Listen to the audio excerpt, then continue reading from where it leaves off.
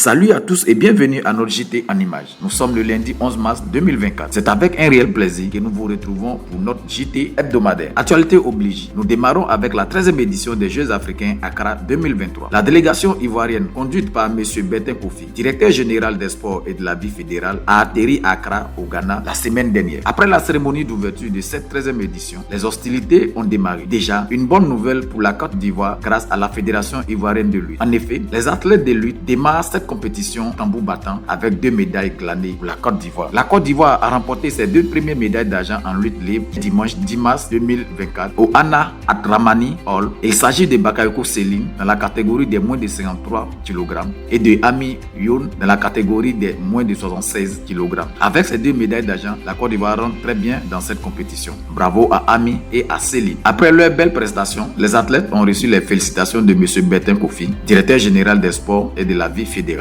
C'est un sentiment de fierté de rentrer avec une médaille, mais la médaille que je voulais, c'était la médaille d'or, mais j'ai pas pu l'obtenir et c'est avec un regret que je rentre aussi. Mais je pense pouvoir m'améliorer les prochains Jeux à venir et remporter la médaille d'or. Voici le programme de nos athlètes pour cette semaine. Ce lundi 11 mars à 12h23, la lutte sera au rendez-vous avec Lagogi Alain. Demain, mardi 12 mars, c'est le cyclisme sur route avec Sanogo Abou, Andé Emmanuel, Sissé Isiaka à 9h sur l'autoroute à Blekouma. Le jeudi 14 mars, ce sont les judokas qui prendront le relais avec Daboné Zouleya et Daboné Junior à 10h. Suivra le cyclisme sur route avec Sissé Isiaka et Andé Emmanuel à 14h sur l'autoroute à Blekouma pour Kwasi. Vendredi 15 mars sera réservé toujours aux cyclistes et aux judokas. Ainsi, de 9h à 11h, tous les coureurs ivoiriens seront en compétition sur l'autoroute à Blekouma au Kwasi. Il s'agit de Kwasi Amouin Raymond, Sanogo Abou, Andé Emmanuel et Sissé Isiaka. Au niveau du judo, nous assisterons l'entrée en lice de Dadier Guillaume Eliam à l'est des moins de 74 kg et de Kofi Crémé dans la catégorie des moins de 100 kg à 10h. Changeons de discipline pour parler de boxe anglaise. Francis Ngannou, battu par KO par Anthony Joshua. Dans la nuit de vendredi à samedi à Riyad, en Arabie Saoudite, Francis Ngannou n'a rien pu faire lors de son deuxième combat de boxe anglaise. La star du MMA a été mise KO par l'ancien champion du monde des poids lourds, Anthony Joshua, après seulement 2 rounds. Un combat expéditif. Il n'aura fallu que 2 rounds pour voir Francis Ngannou, star du MMA de 37 ans, être mis KO par Anthony Joshua. L'ancien champion des lourds de l'UFC, qui disputait seulement son deuxième combat de boxe de sa carrière, a été largement surclassé par l'ancien champion du monde britannique des poids lourds. C'est la deuxième défaite du combattant franco-camerounais après celle concédée contre Tyson Fury à l'automne. Malgré une prestation plus qu'encourageante pour son premier combat. Force et courage à Francis Ngannou qui fait ses débuts dans la boxe anglaise. Félicitations à Anthony Joshua pour cette belle victoire.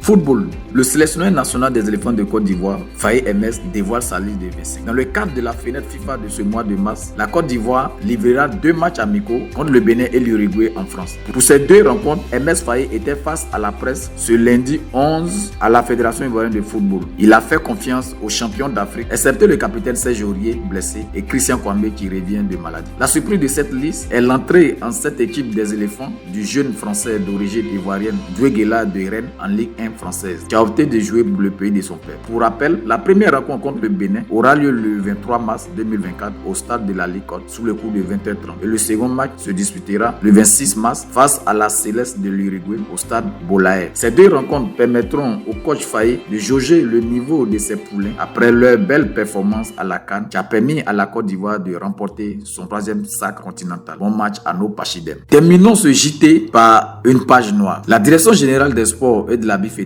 en deuil. Décès de M. Yapi Pépin, sous-directeur de la formation et du suivi de la carrière du sportif de haut niveau à la direction de la vie fédérale et du sport de haut niveau. Décès survenu le mercredi 6 mars 2024 des suites d'une maladie. M. Bertin Kofi, directeur général des sports et de la vie fédérale, exprime ses sincères compassions à la famille biologique du défunt, à son épouse, ses enfants, ainsi qu'à ses collègues de la direction générale des sports et à tout le mouvement sportif ivoirien. Je viens de perdre là un proche collaborateur acharné au travail. Je suis très abattu pour la disparition disparition de M. Yapi Pépin. Je présente mes condoléances les plus attristées à tous et à chacun. Que l'âme de mon collaborateur et frère repose, a déclaré le DG des sports, M. Bertin Kofi. Adieu, M. Yapi Pépin. Que le Seigneur te reçoive dans sa félicité céleste. C'est sur cette triste nouvelle que nous refermons le JT animal de ce jour. Au revoir et à lundi prochain. Mais restez toujours connectés à notre page pour suivre les résultats de nos athlètes présents à Accra pour la 13e édition des Jeux africains grâce à notre envoyé spécial. Merci et à très bientôt.